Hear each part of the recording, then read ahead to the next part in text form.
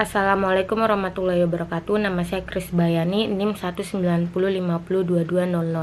Saya sebagai pemateri pertama akan menjelaskan mengenai tujuan dan manfaat kebijakan ekonomi internasional. Yang pertama, tujuan kebijakan ekonomi internasional dirumuskan sebagai berikut. 1. Melindungi kepentingan ekonomi nasional dari pengaruh buruk atau negatif dan dari situasi kondisi ekonomi atau perdagangan internasional yang tidak baik atau tidak menguntungkan.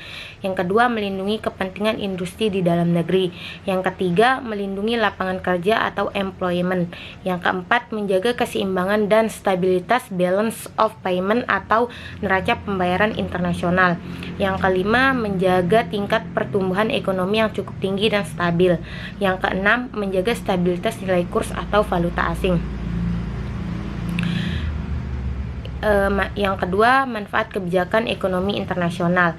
Yang pertama, peluang kerja terbuka luas. Perdagangan internasional membantu menghasilkan lebih banyak lapangan pekerjaan melalui pembangunan industri-industri baru guna memenuhi permintaan produksi di berbagai negara. Yang kedua, membuat hubungan baik antar negara. Kerjasama yang terjalin antar dua negara tentunya akan membuat hubungan antar dua negara menjadi baik dan tentunya lebih erat. Yang ketiga, meningkatkan kemakmuran suatu negara. Perdagangan internasional memiliki peranan untuk menaikkan pendapatan di masing-masing negara yang bersangkutan. Hal ini dikarenakan negara yang kelebihan dan kekurangan akan suatu barang dapat menjual dan memperoleh barang yang dibutuhkan. Yang keempat, memperluas pasar dan meningkatkan pendapatan. Dapat memperluas pasar dan meningkatkan pendapatan merupakan manfaat perdagangan internasional selanjutnya yang bisa dirasakan oleh kedua negara yang saling bekerja sama. Hal ini dilakukan dengan memproduksi secara optimal, tanpa takut kelebihan produksi dan harga jual yang turun. Yang kelima, kebutuhan hidup mudah terpenuhi. Manfaat perdagangan internasional yang selanjutnya yakni semakin dapat memenuhi kebutuhan hidup suatu negara. Dengan adanya perdagangan internasional akan memudahkan setiap negara untuk memenuhi kebutuhannya yang tidak diproduksi oleh negara tersebut. Hal ini bisa terjadi dikarenakan di setiap negara pasti memiliki kekayaan sumber dayanya masing-masing. Misalnya saja kondisi geografis, iklim, tingkat penguasaan, iptek, dan lain sebagainya. Bismillahirrahmanirrahim. Assalamualaikum warahmatullahi wabarakatuh. Nama saya Nadira Mawati, NIM 190502194. Di sini saya akan menjelaskan tentang dampak dari perdagangan internasional. Adapun dampak yang ditimbulkan dari perdagangan internasional yaitu dampak positif dan yang kedua adalah dampak negatif. Apa saja dampak positif dari perdagangan internasional? Yang pertama yaitu mendorongnya pertumbuhan ekonomi negara, pemerataan pendapatan masyarakat. Yang kedua, menambahkan devisa negara melalui biaya masuk. Yang ketiga, mendorongnya kemajuan ilmu pengetahuan dan teknologi. Yang keempat, melalui impor, kebutuhan dalam negeri dapat terpenuhi. Yang kelima, memperluas lapangan pekerjaan. Dan yang terakhir adalah mempererat hubungan persaudaraan antar negara. Adapun dampak negatif yang ditimbulkannya, yang pertama, barang-barang dalam negeri terganggu akibat masuknya barang impor yang dijual lebih murah dalam negeri yang menyebabkan industri dalam negeri mengalami kerugian. Yang kedua, munculnya ketergantungan dengan negara maju. Dan yang ketiga, terjadinya persaingan tidak sehat karena pengaruh perdagangan bebas.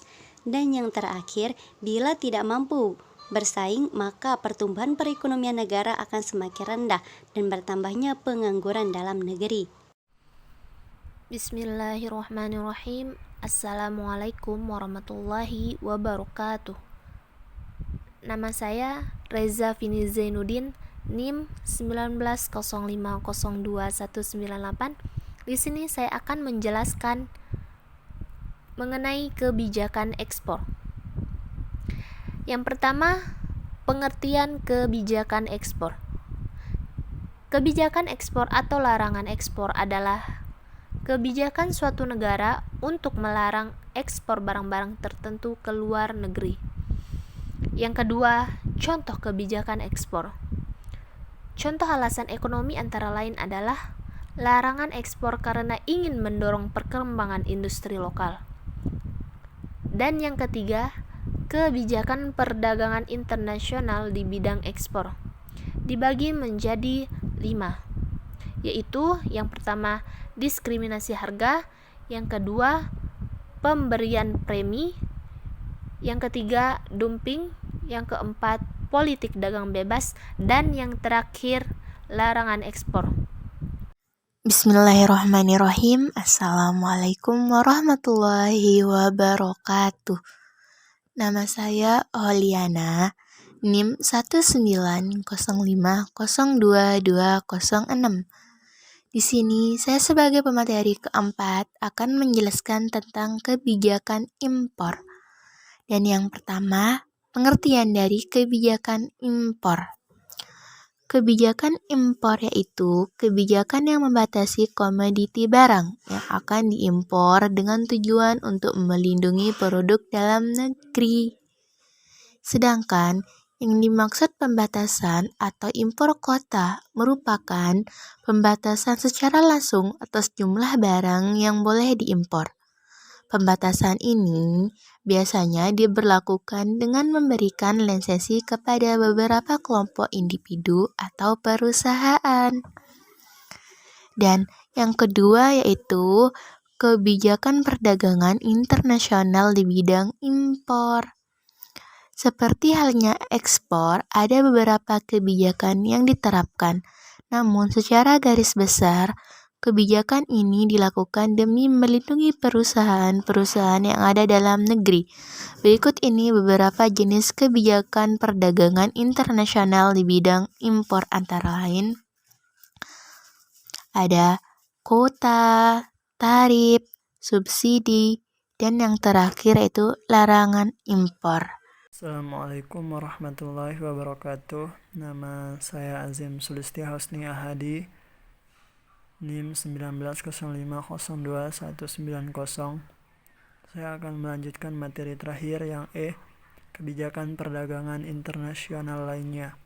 Perdagangan internasional hendaknya dilakukan dengan penuh perhitungan, mengingat hal ini akan sangat mempengaruhi kondisi perekonomian nasional.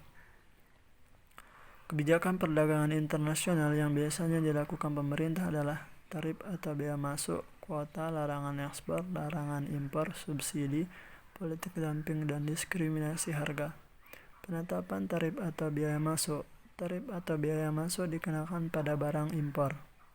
Tarif atau biaya masuk ini juga biasanya disebut dengan pajak atas barang-barang impor. Kuota.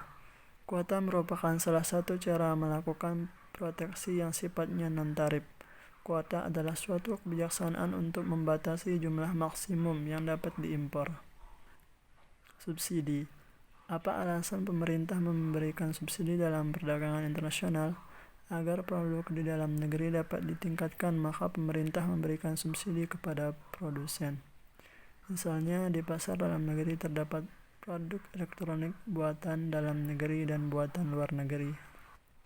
Politik dumping. Dumping adalah suatu kebijakan diskriminasi harga secara internasional, international price discrimination, yang dilakukan dengan menjual suatu komoditi di luar negeri dengan harga yang lebih murah dibandingkan yang dibayar konsumen di dalam negeri. Premi. Premi adalah bonus yang berbentuk sejumlah uang yang disediakan pemerintah untuk para produsen yang berprestasi atau mencapai target produksi yang ditetapkan oleh pemerintah. Diskriminasi harga. Diskriminasi harga adalah kebijakan perdagangan internasional dengan cara penetapan harga jual yang berbeda pada dua pasar atau lebih yang berbeda terhadap barang yang sama. Larangan ekspor. Larangan ekspor adalah kebijakan yang dilakukan oleh pemerintah, yang mana pemerintah menginginkan stok dalam negeri terpenuhi terlebih dahulu. Hal ini sangat berkebalikan dengan larangan impor, yang mana pemerintah memberhentikan impor dan membatasi jumlah barang yang beredar.